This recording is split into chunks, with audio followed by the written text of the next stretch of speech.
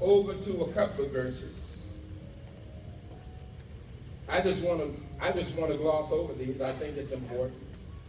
I found over in the Gospel according to Mark, very passage of scripture. So if you look over there in the 15th chapter of the book of Mark, put your finger there. And then I want you to also find the 13th chapter of the book of Acts. 15th chapter of Mark and the 13th chapter of the book of Acts. Got those two? Say amen. I want to start by reading out of one of the synoptic gospels, the gospel according to Mark in the 15th chapter, beginning in the 16th verse.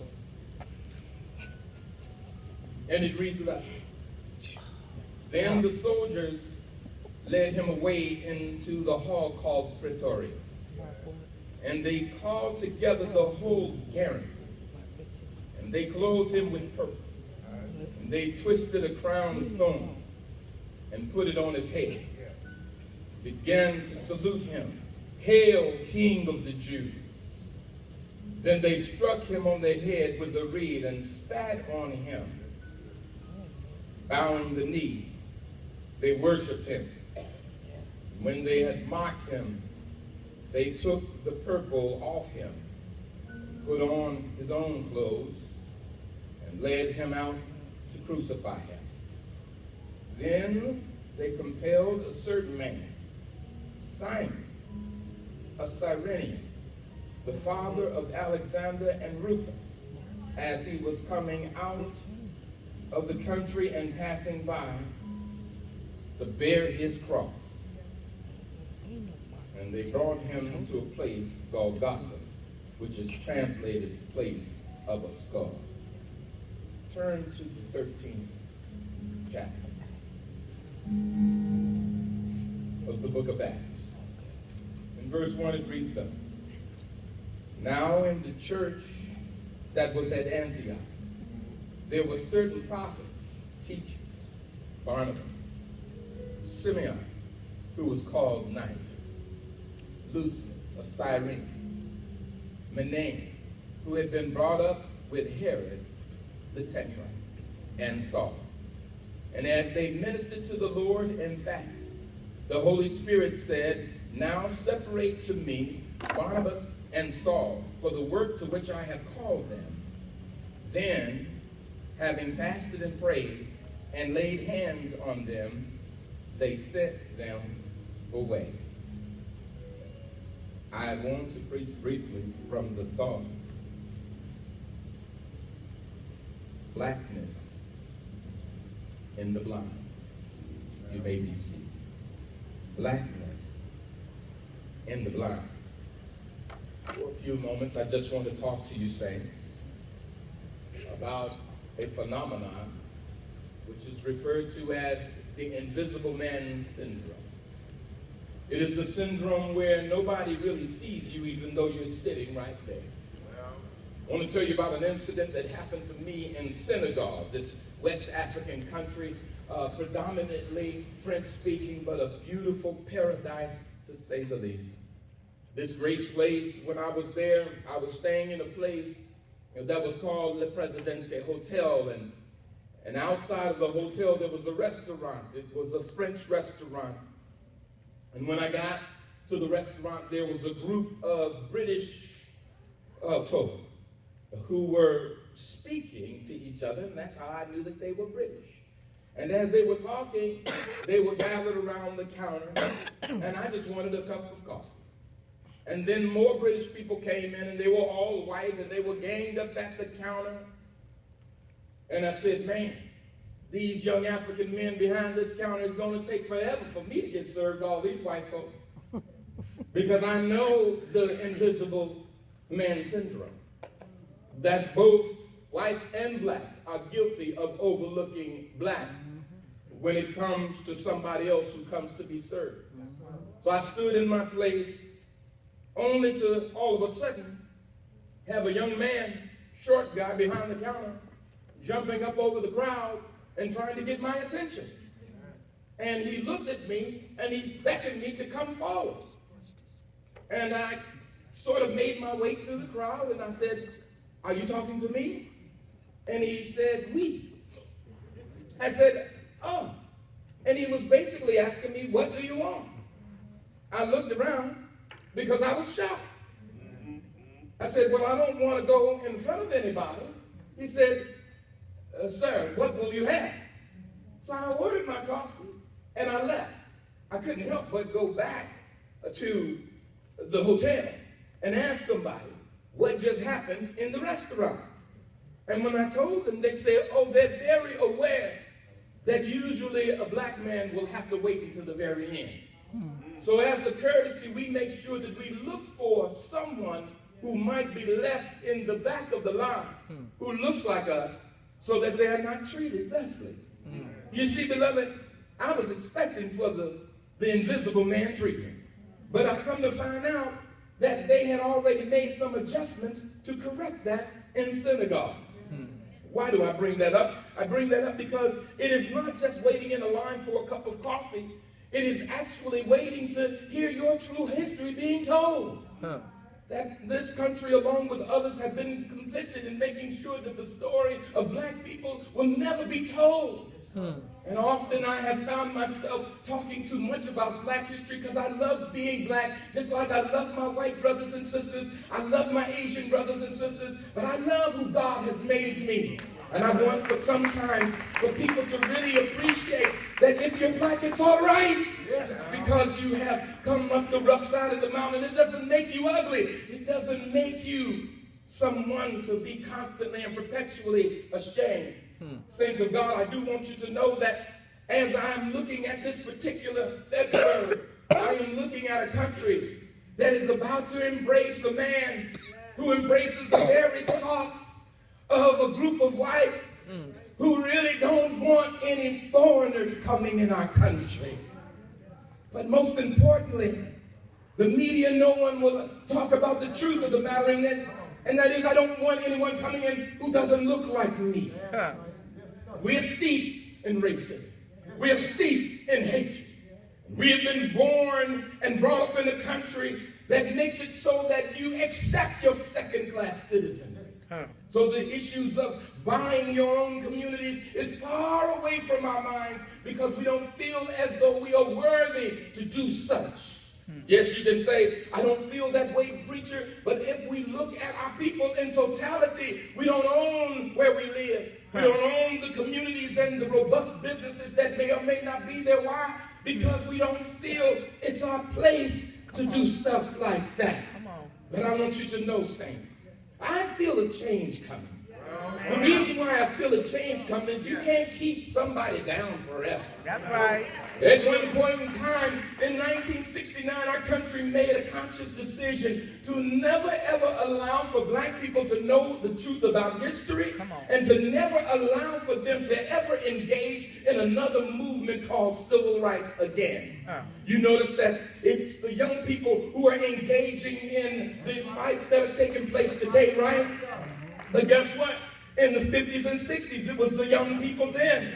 You want to know why? Because innocence from youth sometimes says, "That's wrong, and I don't know why it is, but I'm going to ask, why is that?" You see, sometimes when you get older, you become complacent, and you get sick of fighting. You get sick of asking the same questions over and over again. You get sick of having to go home wondering, why were you treated like this? But young people in their youth are not so. They actually have a voice and they actually want to use it, but we got to give them the platform. I just want you to know, saints, that as they are getting the platform, the truth is going to come out. And so since the truth is going to come out, I want you to know that's the reason why we walked away from Jesus. Because you can only live a life so much and then all of a sudden you don't want the truth anymore. Jesus said, "I am the way, the truth, and the life." And therefore, if I'm living in a lie, Langston Hughes said to be born in a free land and not be born free is to be born into a lie. Many of us were born into a lie. Therefore, the very lie that we fed every day will get upset when somebody gives us the truth. Therefore, Donald Trump is able to give a group of people in this country nothing but a bunch of lies and half-truths, and they accept it all the way. Why? Because we're addicted to lies. And when you're addicted to lies, that means you walk in darkness. And when you walk in darkness, that means you're walking around blind. And when you walk around blind, you bump into somebody and you blame them for getting in the way. Saints of God, we've been blind, and that's why we're in the horrible situation that we're in. We've been blind, that's why our families are in the state that they're in. We've been blind, that's why our economy is in the state that it's in. You spend $1.1 trillion and yet you declare that you're broke. Why? Because we're nationally bankrupt in our ethos and our understanding concerning that God who made the nation rich also made you rich.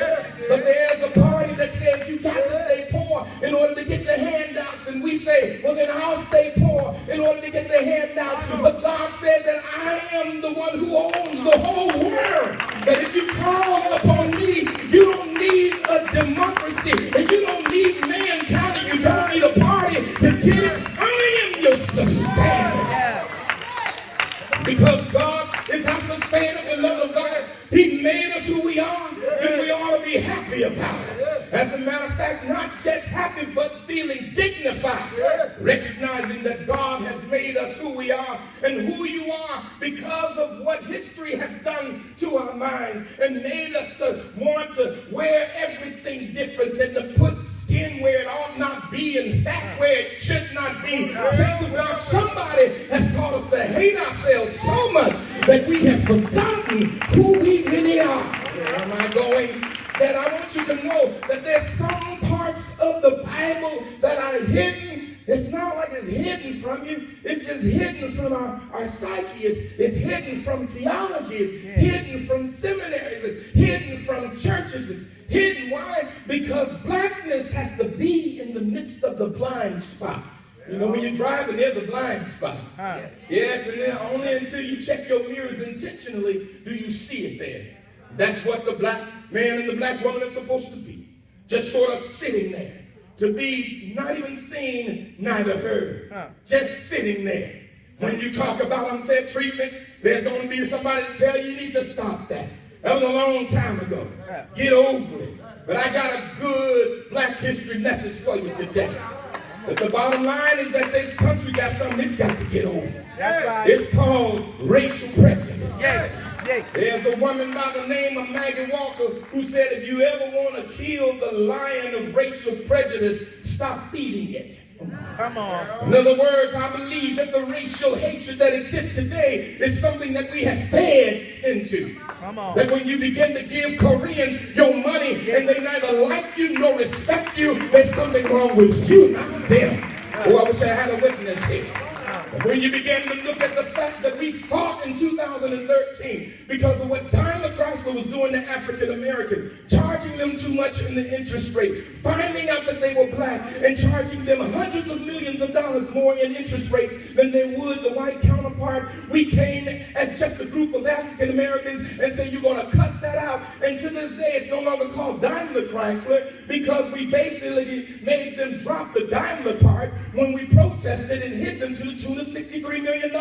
It wasn't a great movement, but it was powerful enough to make them stop what they were doing. And what did we do? We sat on the laurels and we sat on that, and now Honda is responsible for doing the same exact thing today.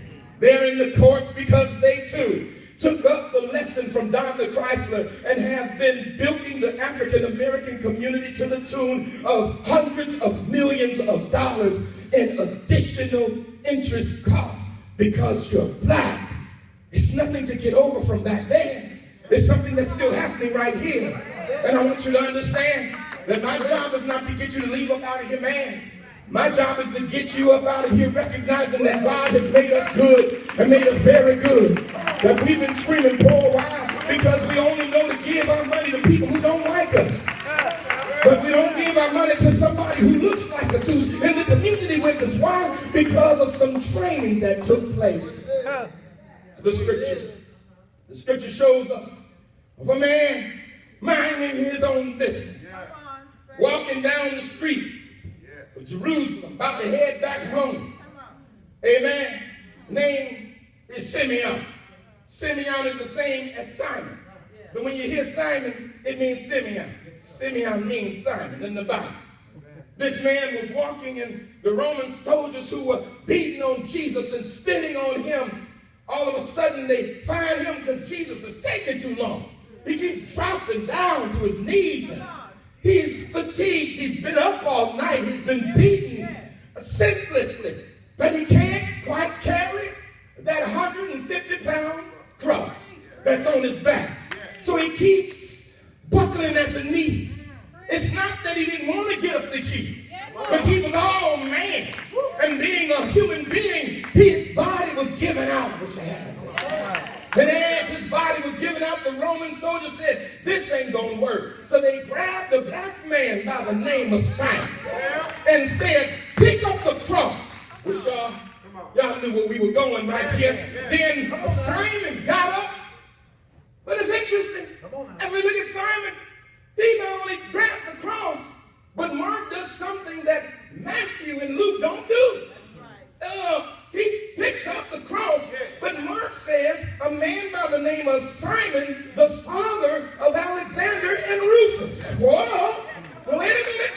Alexander and Rufus, why did you give us that information? Oh, Mark, who is writing to a Roman audience and not a Jewish audience?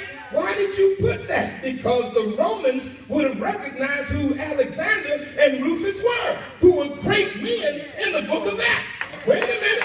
In the establishment of the church that you and I attend today, there was a brother by the name of Rufus and Alexander who were great deacons in the first church, and their daddy's name was Simon. Wait a minute. When we look over in the 13th chapter of the book of Acts, we find that there was a group of preachers and some prophets who were in the room together. And while they were praising God, there was a brother by the name of Simon the black guy. Wait a minute now. The Bible says Simon called Niger. Called means nickname. Nickname means that it's just a nickname. That ain't your name, but that's what we call you. What did they call him? Niger. Niger means not the other word. Niger, which is where the other word came from. Niger, where some people call it, amen, Niger. Bottom line is, Niger means black guy. Wait a minute. Simon, the black guy. How do you know it's Simon, the black guy? Because they don't mention where he came from. In chapter 11 of the book of Acts, they had just mentioned him again and called him Simon from Cyrene. Wait a minute. Cyrene is in northern Africa, on the coast of Africa. Those are the black Jews, I wish I had a weapon, in the ancient world. It was the same kind of people that the Ethiopian eunuch came from. And so they were called dark-skinned Judaic folk. Ain't that deep? I've never seen dark-skinned white people. That's what I'm listening to the theologians arguing back and forth today. And they don't question whether or not he was white or black. They say, what does it matter that he was black? Why are we making a big deal out of the fact that he was black? Because many black folk thought that there were no black people in the Bible. And I want you to understand something else as I get ready to close out this Black History Month. That here it was this Black History man who gave black history some black history for real. For not only was he the black man in the room, but there was another man from Cyrene in the room. And when you look at it, you find then that there were more black men in the room who laid hands on Paul and Barnabas and let them out so that they can start their missionary work. What? Wait a minute. Here you have folk. Prior to Acts chapter 10, nobody wanted to be around Saul, whose name was changed to Paul. Nobody ever wanted to. Why? Go and look at your Bible. Read what it says. It says that when Paul came and preached the gospel, the other believers said, I don't trust his preaching. He was the one who was trying to kill us. He's going to preach a good sermon, and when I'm not telling you, it's in the Bible. He's going to preach a good sermon, and when it's finished, the police are going to be outside waiting on us. Don't you say amen to nothing he's talking about. Don't listen, I don't like that, Paul. But guess what happened, no Satan? Paul skipped that place and went and kept on preaching in another place. Nobody trusted Paul but some brothers. been disdained by the Jewish authorities, who were already called thugs by the Jewish, amen, hierarchy, which was of the whiter side of Judaism, and the darker side of Judaism was already being oppressed. Here we find, beloved of God, a man called Paul, who starts his missionary journeys, who writes most of the New Testament, who was a man who was not accepted by other Christians, not until the black Christians accepted him into the circle, laid hands on him, and sent him forth. Then Paul was accepted by the rest of the world. What am I saying? I'm saying to you that that blackness was dealing in the blind spot. They were in the blindness of America, the blindness of Europe, the blindness of Australia, the blindness of theology, the blindness of the seminary, the blindness everywhere of the accomplishments of black men and women. Why? Because what you do is not good until we say it's good. And because you are who you are, and because we've been brainwashed to think that you are evil because of your skin, because of the teaching of the Mormon faith, then we see you as being bad luck only when your black women work in our offices close to us and adores us. Do you mean anything to us? There's no president that's been in the White House who has not had a black woman in the Oval Office who administrates all business. We didn't know that until Bill Clinton was caught up in his activities with Monica Lewinsky, and we discovered that there was a black woman who was the one who determined who went in and out of the Oval Office. And at that point, she was the fifth person to hold such an office. And they have often held these offices even through the change of administration. Even when the Bushes came into power, they still kept the same black women who kept the Oval Office. You see what I'm saying? There's not a major corporation in this country that doesn't have a black woman who is right there as a VP, a major. But why? Because she brings not only intellect and strength and wisdom, but they believe that she also brings good luck. I wish I had a witness up in here. So my good luck charm is one who I cannot treat as an equal, but I need her for the success of my business. My good luck charm, I do not look at her as being equal to my wife, but I actually love her a whole lot more, for she respects me and she calls me sir, and she looks pretty in the morning for me. I know it's a controversial message, but I'm here to tell you, beloved of God, that it's time for you to stop being ashamed of being black. It's time for you to stop letting your hands drag the ground as you're being black. I want you to know something else, my dear brothers and my sisters, that as we're going to walk into this Christian walk face to face and eye to eye with every other race, you need to recognize that you, first of all, have no reason to put your head down and be all kind of sad and out of joint. Why? Because of the way somebody treated you. Who cares? Nobody cares in this world, but you got a God who cares for you, and that ought to make you lift your head up a little bit more. But I just want to close by saying this thing.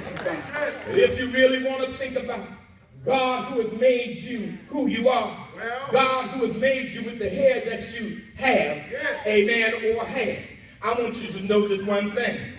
God is also looking at you and looking at what you're going to do with that man called Jesus. Are you going to use his name as an excuse for continuing to do a poor job? Or are you going to call upon that name and declare that I can do all things through Christ who strengthens me? There was a man by the name of Abraham Lincoln. In 1830, his parents was bringing him as a little boy from out of Kentucky by way of Indiana into Illinois, and that's when he was 7, 1830. But at the same time, there was a man by the name of Frank McWhorton. Frank McWhorton, nobody knows him. If I said Frederick Douglass, you might know him. But nobody knows Frank McWhorton. Frank McWhorton was a slave. In 1817, he bought his wife freedom out of Kentucky, a Kentucky plantation. And then 2 years later, he bought himself out of slavery. For this man was a slave, but his slave owner allowed for him to have a side business. Well, right before the War of 1818, Frank was an ingenious man. Great slave, not only handled the master's books, but also had to make sure that he chopped cotton. Not only did he chop cotton, he was one who invented something for himself that made chopping cotton a little easier. Not only was he that, but he also knew how to handle guns, and he knew how to deal with saltpeters. Y'all, what are saltpeters? Saltpeters is how you make gunpowder. He made so much money from gunpowder that he bought his wife's freedom first. Then he bought his freedom. Then he moved his family from out of Kentucky in the same year that Lincoln arrived here in 1830. And he moved into Illinois. And when he moved to Illinois, he had made so much money that he bought a plot of land down there in Pike County in central Illinois. When he bought that plot of land, he kept on selling saltpeters to people back at home while he was using the money to build up his plot of land in the state of Illinois. He bought 42 acres of land in the state of Illinois. By 1830, he was making so much money. By the year 1836, he turned around and was the first black man to found a town, New Philadelphia, in Illinois, founded by a black man. Went down to the record of deeds, yes he did, had his plat actually surveyed, and there's a map on it online right now if you want to see it. It was a place where it was the first interracial community. No. Yes, a town in 1850 where whites and blacks moved. As a matter of fact, you know what the papers was writing in Springfield? That Negroes and white folk are marrying each other in New Philadelphia. The man created was not just the first creator of a town or the establisher of a town in Illinois, but it was the first interracial town anywhere. Come on now, teacher. What happened to him? How come we never heard about him in the land of Lincoln? Because he's black. And you keep that over here. It wasn't until there was a grant of $280,000 that was made possible through the Historic Society that was able to dig up all of the records as it relates to Philadelphia. And they began to find remnants, and they began to realize that the story that they had heard in the past was true about a man by the name of Frank McWhorter, that he was indeed a guy who actually existed, and he and his family, from a picture of 1910, by this time he's been dead and gone, but his family is still living on, the McWhorter family, and the bottom line is they still live in New Philadelphia. What is it today? It's full of drugs. It's overrun by the same things you see in a lot of black towns. But it used to have its own barbershop, its own post office, its own everything, had its own bank. I want you to know something. I can give you story after story why you ought to be proud of being black, but you'll never get it. Why? Because of the training that's been going on in our minds. But I want you to know something, saints. I'm so happy to be who I am, I can't stand myself. Because not only does God give you capacity to think in wisdom, but he also gives you the capacity to dance and keep the tune. I want you to understand that I'm so happy to be who I am, and I'm happy in the skin that I'm in. And speaking of which, have you ever heard of C.J. Walker? Yeah. Amen. See, some of you don't know it until I say Madam C.J. Walker. Man, that's real black history, preacher. But let me tell you something. How about Maggie L. Walker? Yes. Amen. Maggie L. Walker. First black woman, 1903. To charter a bank in the United States of America, 1903. Born from slaves. As a matter of fact, in Richmond, Virginia, not only was she born from slaves, but this woman turned around and then said, I got to go to school because I need to do some things. She was anxious about going to school and learning how to learn. And so the thing is that as she learned how to learn, she began to learn what she didn't know, and then began to know what she did know, and then that was a great education. And so she went on and founded this bank and registered it, chartered it in 1903. By 1920, this woman was so wealthy that she had turned around and had opened up the St. Luke grocery store, the St. Luke department store. She had the St. Luke penny savings bank. And at the same time, in 1921, she turned around and ran for governor of Virginia. I want you to know something you don't know about Maggie, because Maggie's a black woman who should just stay over there in the corner. We got one person who knows about it. Yes, sir. You want to say something, Brother Sherman? Go ahead, brother. You got it. Actually, my roommate from college is her great-great-great-grandson.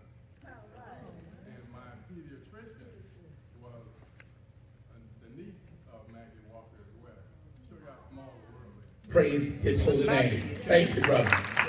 That saves the young people from Googling what I'm talking about right now. Reason being is because where is the greatness? It's still there.